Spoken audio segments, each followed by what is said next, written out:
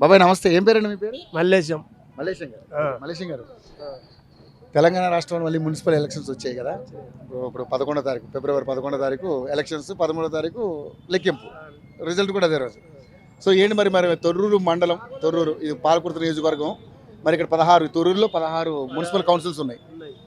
మరి ఏంటి, ఎవరు గెలుస్తారు ఇక్కడ? అధికార పార్టీకి అవకాశం ఉందా? కాంగ్రెస్కి, లేదంటే బీఆర్ఎస్కి ఉందా, లేదా బీజేపీకి అవకాశం? ఎవరు గెలుస్తారు? అధికార పార్టీ. అధికార పార్టీ ఏమొస్తా బీఆర్ఎస్ 5-6 వస్తాయి, 2-3 వస్తాయి, అంతకంటే ఎక్కువ రాదు. కాంగ్రెస్కి ఎక్కువ వస్తాయి, కాంగ్రెస్కి ఎక్కువ వస్తాయి. ఎందుకని కారణం? ఇక అధికార పార్టీలో ఉన్నారు, ఇక పనులు అయితే కావని జనం అంతా మొగ్గిటే ఎత్తారు. అంతే. పార్టీకి అధికారం ఏది ఉంటే దానికి మొగ్గు చెప్తారు. అంతే అంతే. ఎట్లా పథకాలు ఎట్లా వస్తున్నాయి మంచిగా? ఏమొస్తానో ఏం లేవు. వయసు భరోసా, వయసుతో వాళ్ళే. రుణమాఫీ అయిందా? రుణమాఫీ అయింది. బోనస్ వస్తుందా? బోనస్ వస్తాను. రైతు బంధు కూడా పడలే. కొంతమంది పడ్డాయంట, చాలా మంది పల్లె ఇవ్వలే పల్లె. రుణమాఫీ అయితే అయింది. ఎంత అయింది బాబాయ్? 1,50,000. 1,50,000. 2 లక్షల వాళ్ళకి గాలే. అట్లా. సో మరి బస్సు ఫ్రీ అవుతుందా? బస్సు ఫ్రీ, ఆడోళ్ళకి ఫ్రీ. కరెంట్ వస్తుందా? కరెంటు కొంతమందికి ఫ్రీ, కొంతమంది ఇచ్చుడే అని బిల్లులే. అదే అర్హులైన వాళ్ళకి ఫ్రీ ఉంటుంది. రేషన్ కార్డు, సన్న బియ్యం ఇస్తాను. అవే తింటున్నారా?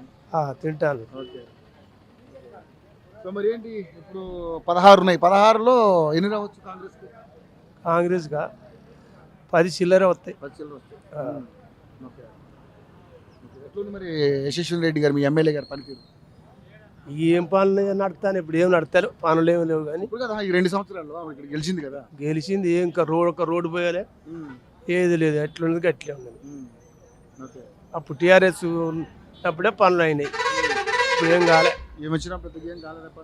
కాలే. మరి పథకాలు అన్నీ అందుతున్నాయి కదా ఆవిడ, అన్ని చేస్తున్నా? పథకాలు ఇవ్వడంలో అన్ని చేస్తుంది కదా ఆవిడ. అన్నీ ఏం చెప్తాంది, ఇక పథకాలు ఏమున్నది కానీ ఇక పింఛన్లు అంటే పింఛన్లు ఇస్తాను.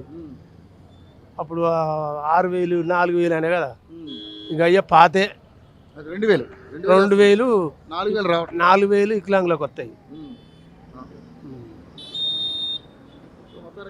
మరి ఇక్కడ బీజేపీకి కాంగ్రెస్కి పోటీ ఉంటుందా? కాంగ్రెస్కి బీఆర్ఎస్కు కాంగ్రెస్కి పోటీ ఉంటుంది. ఒకటి వస్తుంది ఇక్కడ బీజేపీ. అంతే అంతే.